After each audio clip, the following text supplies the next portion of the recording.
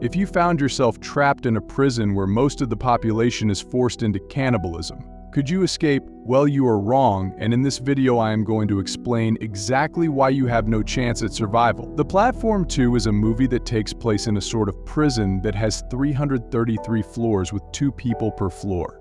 Once per day a platform will come down filled with food.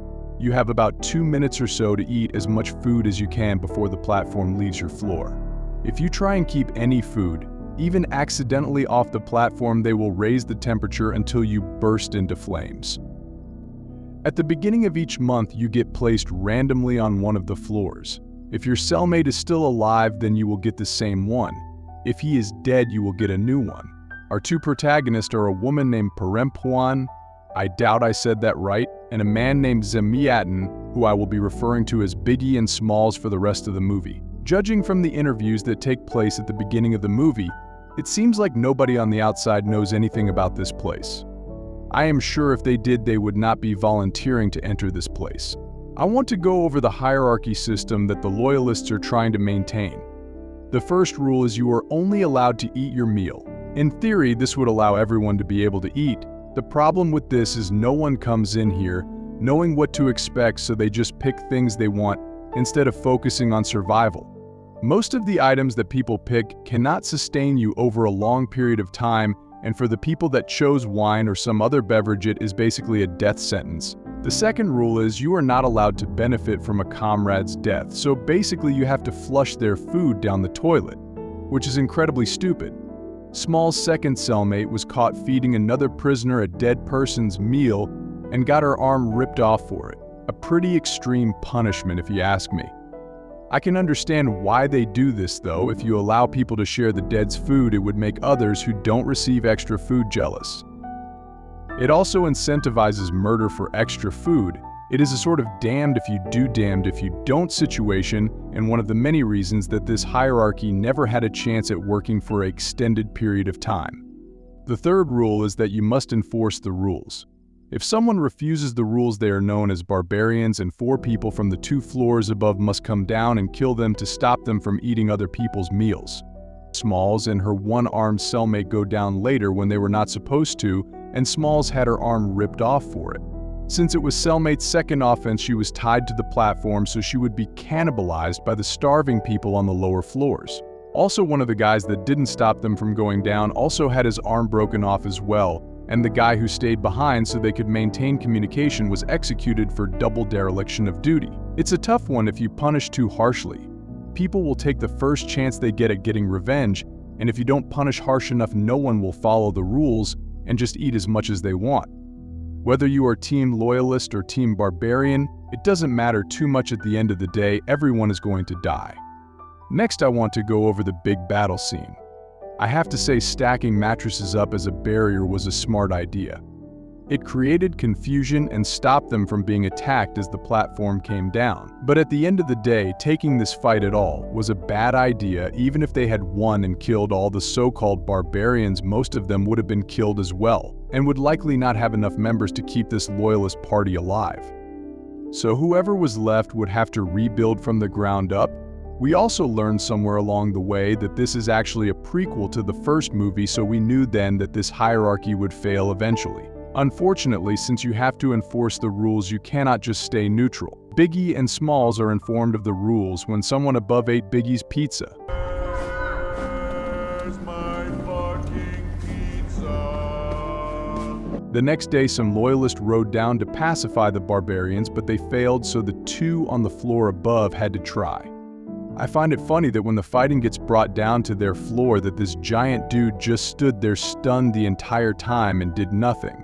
The lady above them failed to get rid of all the food that got knocked off the platform from the fighting, and they heat up the floor until she burst into flames. It is also hilarious that Biggie starts acting tough once the barbarian is tied up and is no longer a threat. The next day when the platform comes down, the loyalist throws away 3 dishes, so we know that they lost 3 members pacifying the barbarians. Over the course of their first month, Biggie was eating some of the food they were supposed to be throwing away. So he probably would have lost an arm when the blind man and his crew rode the platform down to deal out punishment. But the next month, when they are on a lower floor and did not receive any food, he started coughing up blood for some reason. As he got worse, he felt bad about eating the food he wasn't supposed to, and he did not want Smalls to get punished for what he did, so he set himself on fire and fell into the hole. Damn dude, that is one rough way to go out. Next, I want to go over possible ways of getting out of here and how none of them would work. You can't jump on the platform as it comes up for obvious reasons. So you would have to go down first, which is what Goring and Baharat did in the first movie. It went pretty well for a while. That is until they take a fight they don't easily win. This is very likely to happen. You're going to have to fight off a lot of people on the way down. It is going to be exhausting, and eventually you are going to come across someone who brought a useful item, like this guy who brought a fucking sword. So there is a very good chance you get killed on the way down unless you're near the very bottom. In the second movie, the Cannibal Crew under the bottom floor says they make the platform go up. I have been reading other people's theories on this, and some think that they won't let adults go up, only children. It is hard to say if this is true or not. The end of this movie is very strange, and I couldn't tell if this was some weird fever dream or if it was actually happening. But let's say that you get to ride the platform back to the top. Could you escape? I would say no. When Goring was being interviewed in the first movie, the lady says once you are inside you can't get out until the agreed period is over, so I imagine they would probably just knock you out and put you back in. I am not even convinced they let anyone out even if they survive until the agreed period, because so far there is no evidence that anyone has made it out, and I am sure whoever is in charge of this place doesn't want all the murder and cannibalism in the place to get out. I want to go over the escape plan that takes place in the movie. The one-armed cellmate says the best time to escape would be during what is called the interval, which is when they knock everyone out and move them all to different floors. She says that the gas is a variant of sevoflurane, and that they need to find a painting of the drowned dog. Apparently this will keep the gas from working. I highly doubt this would actually work and keep you awake. But plot armor makes it so. When they are gathering up all the dead bodies and moving people around, they somehow turn off gravity, which should not be a surprise since the damn platform moves all by itself. The plan seems to have worked. The painting kept her from being knocked out. Unfortunately, they do not take the bodies out of the pit, they just push them all down below the bottom cell for the Cannibal Crew down below. She manages to hide from the movers because I guess her plot armor made her invisible for a bit. As she is hiding under a bed, we see the movers place a child on the bottom floor. Smalls decides that she wants to save him, and she ever so gracefully glides over to him. Save him, save him.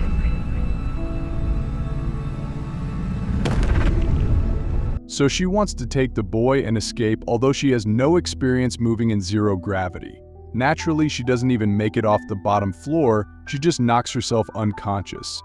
She wakes to see this weird dude and a bunch of movers staring at her with the child laying in the middle of the platform.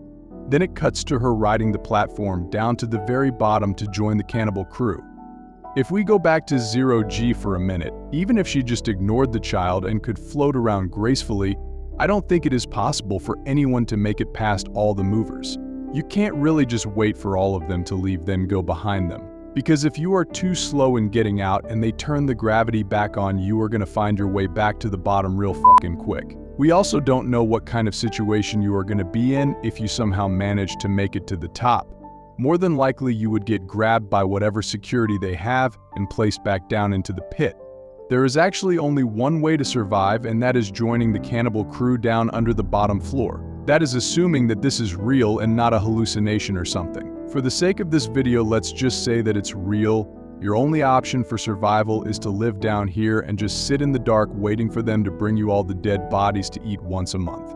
Yeah, I am going to have to say no to that. I would just go and lay down where the platform comes down and just let it crush me. So what do you guys think? Could you survive the platform? Thanks for watching. I would really appreciate it if you would consider subscribing and leaving a like. Also, let me know what movie you would like to see next. And remember, Never go for retard.